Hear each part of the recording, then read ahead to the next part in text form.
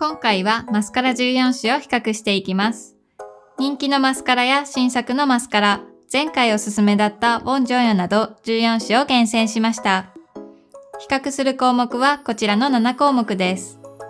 仕上がり、6時間のカールキープ力、雨の日のカールキープ力、こすれ、塗りやすさ、落としやすさ、ちょっと気になる項目の順番で見ていきます。それでは順番に見ていきましょう。ビューラーで上げたまつげにマスカラを塗った後の仕上がりを見ていきます。束感かセパレートに分けて順番に見ていきます。まず束感がある仕上がりになるのはこちらの4つです。ロング感があるのはウォンジョンヨとヒロインメイクです。ヒロインメイクはツヤ感もあります。松葉した後の美容液がついている状態に似ているので個人的にすごく綺麗だと思います。次にセパレートな仕上がりになるのはこちらの10個です。渦以外はロング感があります。一本一本が太く濃くなるようなボリューム感があるのはミルクタッチ、エチュード、渦、シーメルです。ミルクタッチ、エチュード、シーメルはロング感もボリューム感もあるのでまつげの印象がかなり強くなると思います。全体で見るとこんな感じです。束感やセパレートなど仕上がりの好みで選ぶマスカラも変わると思うので参考にしてみてください。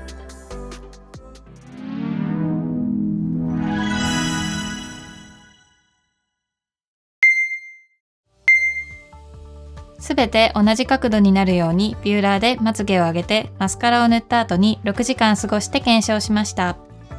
部屋の温度、湿度、過ごし方は統一しました。6時間でどのくらいまつげが下がっているのかを見ていきます。2位はファシオ、メイベリン、デジャビュ、渦、シーメルです。少しまつげが下がってしまいました。塗った直後と6時間後を比べるとこんな感じです。少しまつげが下がってしまっています。この5個は最初にマスカラを塗ってから乾くまでの段階でかなり下がってしまっていました。正面から見るとこんな感じです。カールが完全に取れるわけではありませんが、まつげが少し横向きに下がってしまった感じがします。1位はキャンメイク、アイプチ、ウォンジョンヨ、ヒロインメイクのラッシュリフトマスカラ、ヒロインメイクのリアルラッシュマスカラ、ケイト、ミルクタッチ、エチュード、マジョマジョです。まつげが上向きのままキープされています。塗った直後と6時間後を比べるとこんな感じです。ほとんどまつげが下がっていないと思います。正面から見るとこんな感じです。まつげが上向きのままキープされていると思います。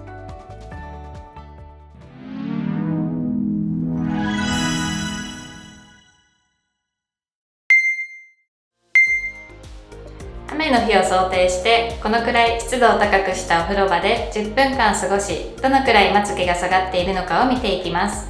それでは結果をどうぞ。3位はファシオ、メイベリン、デジャビュ、渦、シーメルです。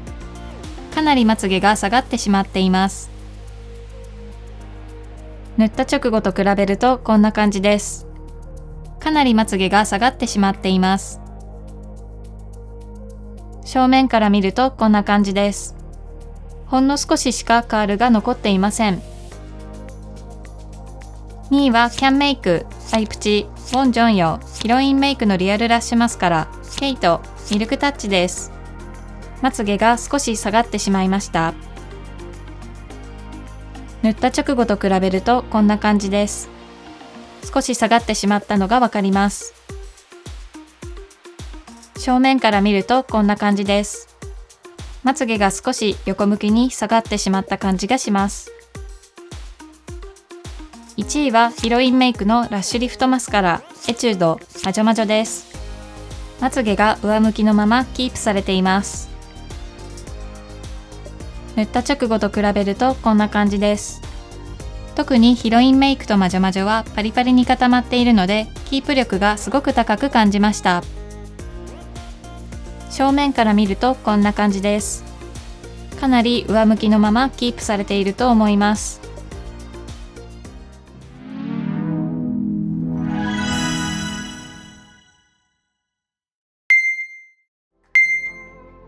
マスカラが乾いた後に目をこすって検証しました。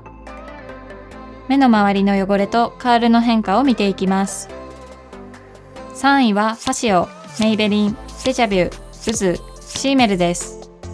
繊維や塊が目の周りについてしまいました。横から見るとこんな感じです。こすったことによってまつげが少し下がってしまいました。2位はアイプチヒロインメイクのリアルラッシュマスカラミルクタッチです。繊維や塊が目の周りに少しついてしまいました。横から見るとこんな感じです。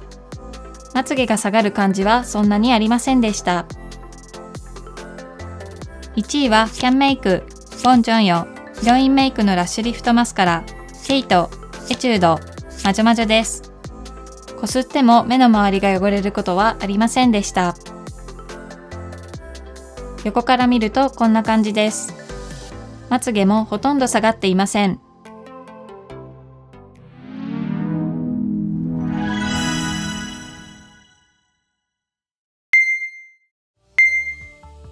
ダマになりにくいか、目の周りが汚れないかなどの観点で個人的に塗りやすいと感じた順にランキングにしてみました。1位の4つはどれもダマになりにくく、自然にまつげが伸びていく感じがしてすごく塗りやすいと思いました。特にヒロインメイクは小さいコームもついているので、下まつげや目頭などの細かい部分も塗りやすいと思いました。3位のマジョマジョは液がベタっとつきやすいので綺麗にまとめるのが少し難しいと感じました。乾く速度も遅く、瞬きをするとまぶたに液がついてしまうので少し扱いにくいかなと思いました。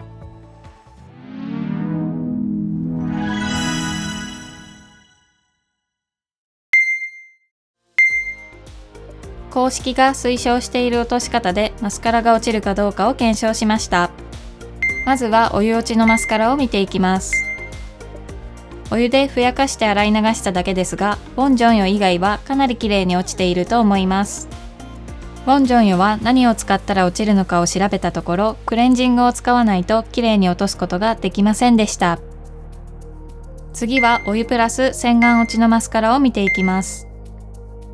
どちらもお湯と洗顔だけでは落とすことができませんでした。何を使ったら落ちるのかを調べたところ、ヒロインメイクはクレンジングを使わないと綺麗に落とすことができませんでした。マジョマジョはクレンジングでもリムーバーでも少し残ってしまいました。お湯でふやかしてからクレンジングという少し手間がかかることをしないと落とすことができませんでした。次はリムーバーを推奨しているマスカラを見ていきます。どれも綺麗に落とすことができました。リムーバーなしでクレンジングだけで落とせるのかも調べてみました。使うクレンジングにもよると思いますが、ヒロインメイク以外はどれもリムーバーなしでも大丈夫でした。ヒロインメイクは公式にも書いてある通り、リムーバーを使ってから落とした方が良さそうです。